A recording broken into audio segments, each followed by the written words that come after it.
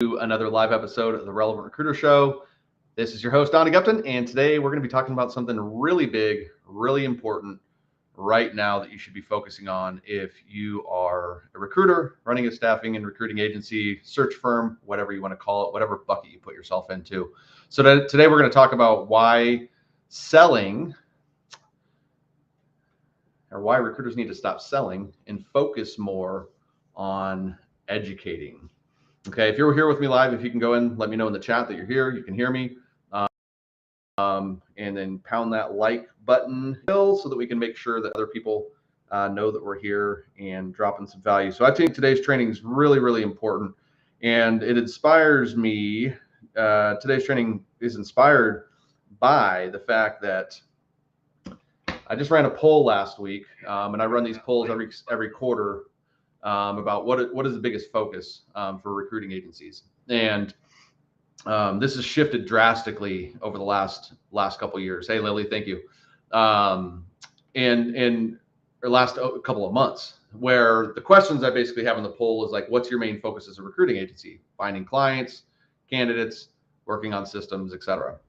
And for the last basically year up to this point, it's been a pretty balanced, effort. If you guys, are here, you know that the economy is definitely a little bit uncertain. Some markets continue to thrive. Some people, can't get a job order to save their life right now. I think it's one of the more strange times I've ever had being a part of this industry. And, with going back to that poll, 70% of people that respond to this poll now are actually focused on client development. But that brings us into a really big challenge, and that's the approach. One of the things that can't be solved by any coach, by any guru, by any agency out there is nobody can flat out make more people hire. The reality of the market right now is there's just less companies hiring. So that means that, the game has gotten that much more difficult out there for those that are playing it. And those that are really, having more success right now have systems and processes and things like that are set up and in place. Okay. But what I'm about to share with you today can completely change the way you approach your market. You see, right now, as a business, you're not just competing against the other competitors within your industry. We're in a new part in our economy where we're competing for people's attention. That's the game that we're playing right now. And the biggest challenge we have is really capturing people's attention and holding it long enough to be their choice when they hire. And the reason why most companies struggle is because of the way this industry has been brought up, so to speak. And what I mean by that is everything has been transactional. It's either, hey, go to a job board and find all the open positions and reach out to the hiring managers. Does it work? Of course it works. It just puts you into really competitive waters. Hey, market that most marketable candidate. Does it work? Of course it works. It's one of the best strategies that's been out there for years. But when they're not hiring, you've lost the attention. Okay.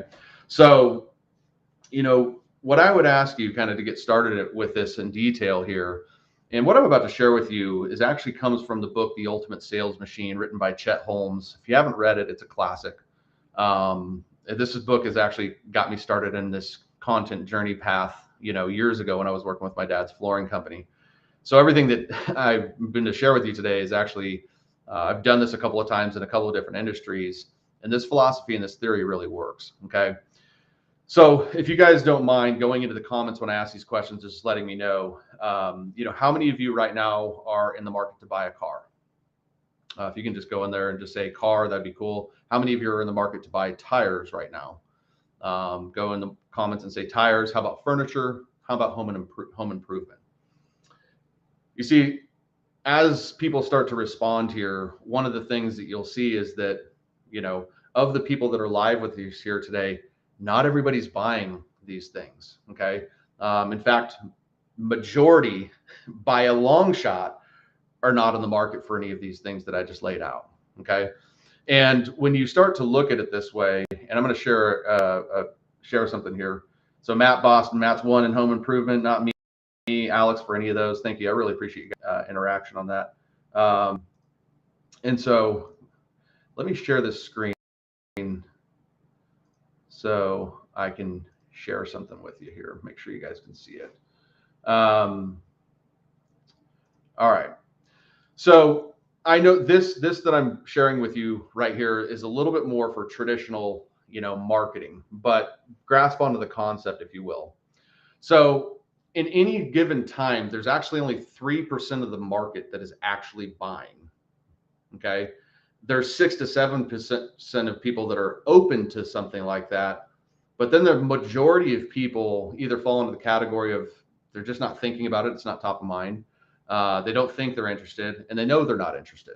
Okay. And so when you think about it from this standpoint, let's bring this into the hiring world. Forget about the actual numbers and stats because they wouldn't be real. But if we were just saying, and I think we would all agree right now, that there's a small percentage of companies that are actively hiring right now. Then you go into the companies that are going to be hiring probably within the next 30 days, and there's another smaller percentage.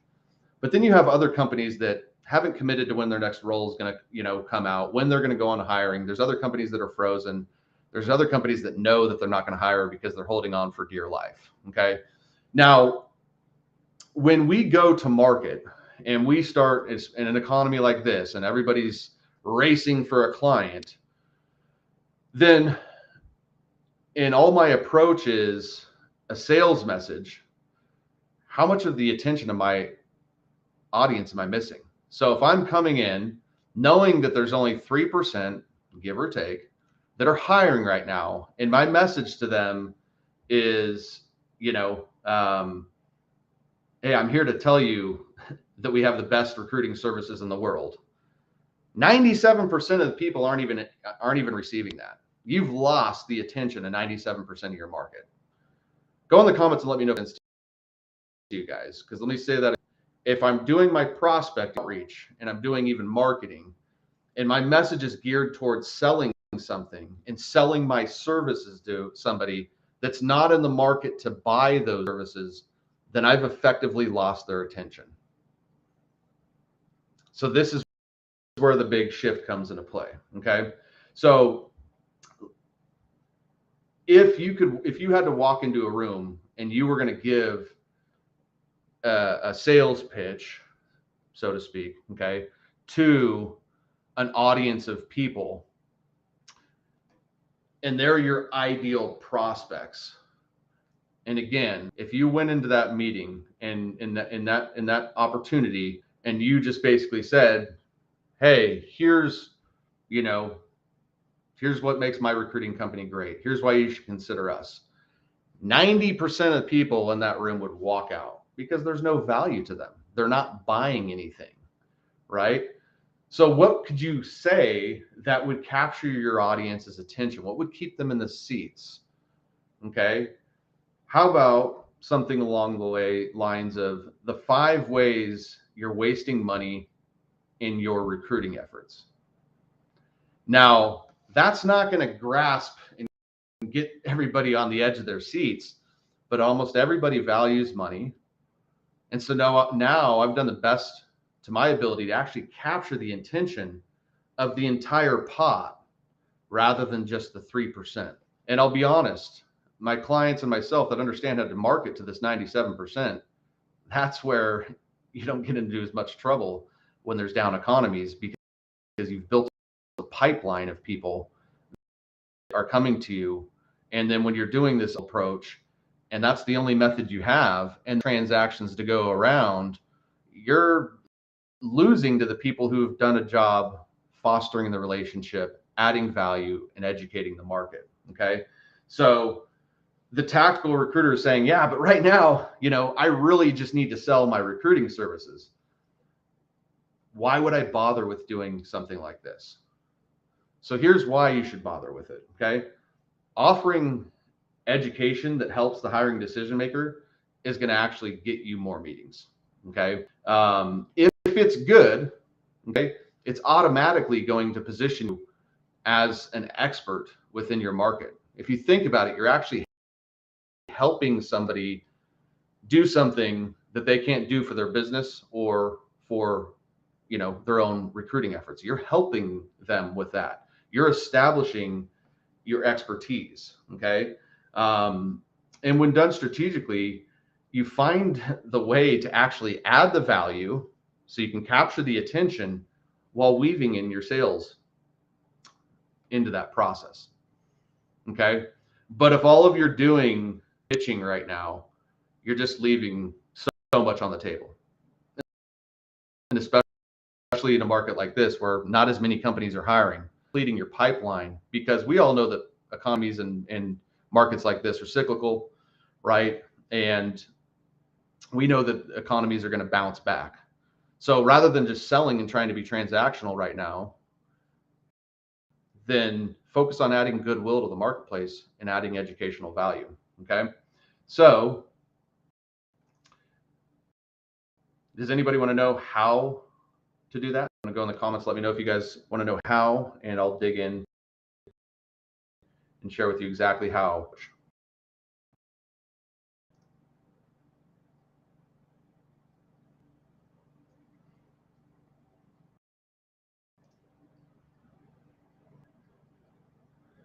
Nobody wants to know? All right. I'll just have to, I guess we'll wrap this one up. Just kidding. We'll go ahead and show you guys how to do this. Okay. So the first fundamental thing with this is actually clarity on who your hiring decision makers are. This is one of those things that I think is another thing that's broken with this industry based off of the way it's been taught, which is like, hey, reach out based off of who you can recruit versus here's my ideal client I want to recruit for. I solve them this challenge. Okay. So I'm talking about crystal clear clarity. Is it the CFO? Is it the CTO? Is it the director of finance? You know, is it the controller? Is it the COO? Is it the CEO? Because if we're going to capture the attention, I need to be able to tap into that exact person. Okay. So I would imagine that most of you guys are listening here today either are an independent recruiter or run a or part of a recruiting, boutique recruiting agency, or run a boutique recruiting agency. And I'm willing to bet that because that's what I stand for. And that's what people know me as. Okay. I know exactly who I'm trying to speak to. I know exactly how I'm trying to deliver this message and make it impactful for you specifically that is watching this right now. So it is critically important that you know your market inside and out. Being in IT is not enough. What part of IT? What function of IT? Who is the actual person? Whose problem are you solving? Okay. So that's the first foundational thing is, finding that. So when you're looking at building out your ideal market, you want to know, okay, am I working in a specific industry? Am I working in a specific vertical, a function in the business, a geographical area? I have to have clarity on that so I know exactly, again, the hiring decision maker, his challenges, and I know them inside and out. I know what boutique recruiting agencies and independent recruiters struggle with, probably better than you guys do because I get to work with you guys and talk every single day and speak to these challenges. This is what I pride myself on. This is what I commit my entire life to, essentially, is making business development and marketing more simple for recruiting agencies. And so with that, if you understand very clearly where your market is, then everything else becomes easier because now I can craft a compelling message, and that's the second step. So again, I go back into, is your market right now going to be compelled by a message that says, hey, my company is ABC. We specialize in recruiting XYZ. We've got X amount of years experience. We do it better than everybody else. Let us know if we can support you with some of your open positions right now. If you're sending messages like that, again, when the majority of the market's not hiring, you've lost their attention. So that shift goes into, hey, here's 5 ways you're wasting money trying to find IT talent. Something specific, something tangible that's going to capture the audience. Okay, if we're talking about, brought up a little bit earlier. So if you're not buying a car right now, and I were to go out and I were to tell you the 3 best car deals on the market, here's 3 cars that you can buy right now for under $40,000, and you're not in the market to buy the car, are you reading the article? You're not. I mean, a couple, maybe just because you're just generally interested. But, when you take that to the business world, somebody's not, because I don't have the time to do that, right? Now, if I said, hey, here's 5 tips to get more wear out of your tires and save you gas money. Now I've started to appeal to everybody. Everybody wants to know about how they can save money, save gas, and get a little bit more wear and tear out of their tires, right? Again, is it dropping everybody off of their seat? Maybe not necessarily, but that is how you create a compelling message that your audience can genuinely, connect with, is because you are dialed in to something that is not about you and selling you. You're not promoting through educational based content. And I was with my buddy Tom Caravelli yesterday, sharing just what it's been like in my program. And one of the biggest things that has come away from him is that shift of going from promoting himself constantly, selling himself constantly, to adding value, and how that's impacted his business and the amount of revenue that it's brought to his bottom line just by making this simple shift. Okay. And so, the message should be engaging. It should be educational. It should informative enough that your potential customers want to stick around and hear it. Right. The idea here, and I've talked to this about some of my other content, is like creating something that of value that actually solves a problem or fulfills a need, for your potential customer, rather than hard selling your services. Okay. The next thing is like, okay, so you've got your kind of your message, then you need to deliver that with authority, with passion, with certainty, with confidence. The bigger you make it, the bigger your audience receives it. Okay. And so as you guys sitting here listening to me today, I hope you guys are actually connecting the dots of what I'm doing is basically exactly what I'm educating you guys on. And so, for those of you that show up and see a lot of my trainings, that I'm very passionate, that this stuff fires me up, that I love to do, these live trainings and add value to you guys. And if you guys are receiving value right now, if you can go pump that like button right now, I'd love it. Gets more people, and I like to spread the message and the word. Okay. But ideal customer messaging that attracts the whole 100% rather than the only top 3%. Okay. And then, we also now start to look at the passion that we bring behind our message, the certainty that we bring behind our message, the authority that we bring. We show up, and the energy that we bring to the table is who we're going to attract into our life and into our business. And that's how we can do a good job of really capturing attention and keeping attention. Okay. Now, the next thing is actually using this as an actual education-based marketing. Okay. So now you go create the actual content. That's what the internet gives us an advantage now, is we don't need to be in a room. We don't need to be a stadium. We don't need to be in a conference. We actually have a loudspeaker, for example, on LinkedIn, that we can go create content. But this is the shift that needs to happen with your content, is nobody cares that much, about the 3 things that make you unique. They don't care about your unique selling proposition. It's about you. The market in the world has shifted drastically over the years, which is what's in it for me. And, the customers are more savvy. And so going with educational based marketing allows us to educate our audience without pushing our product on them, but we're actually establishing more authority, more credibility. So when their hiring need arises, we have the opportunity to be viewed as the expert. Okay. And I think fundamentally, what's important as a recruiting agency is not getting job recs. It's getting job recs that you can fill. And all of the other strategies that I've laid out, when you're job board chasing, yeah, cool. You got an opportunity to work a job order along competing against 12 or 15 other recruiters and just keeping your fingers crossed that your candidate just happens to be the one that they select across the finish line. Okay. It's not a strategy that's built for success. And the reason why people get into it is because they don't take the time to develop an actual system for all economies. They hustle and they just take whatever's on the plate for them. When the market's good, And then they get into the reactive mode when things slow down. And then when they get into reactive mode, they go transactional and they sell. And they're always on this revenue roller coaster. So if you want to get off the revenue roller coaster, you focus on marketing to the 97%. You play the long game. Okay. And again, if you've done well, you can tie these things into your sales. I'm not saying stop selling. I'm saying changing your selling approach. Okay.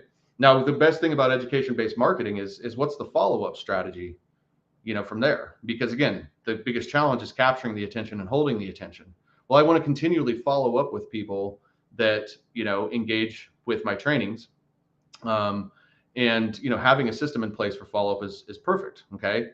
Emails, phone calls, snail mail, okay, LinkedIn messages, whatever platform and medium you're on, when somebody engages and consumes with your content, then follow up with them. Even if somebody likes one of your posts on LinkedIn, follow up with them. If they comment, follow up even more. Okay, there's excellent opportunities to follow up, and you don't even need to be salesy in these situations now. Hey, John, I noticed that you like my, article about 5, ways recruiting agencies are helping, healthcare companies save money. What was your biggest takeaway? There's nothing salesy about that.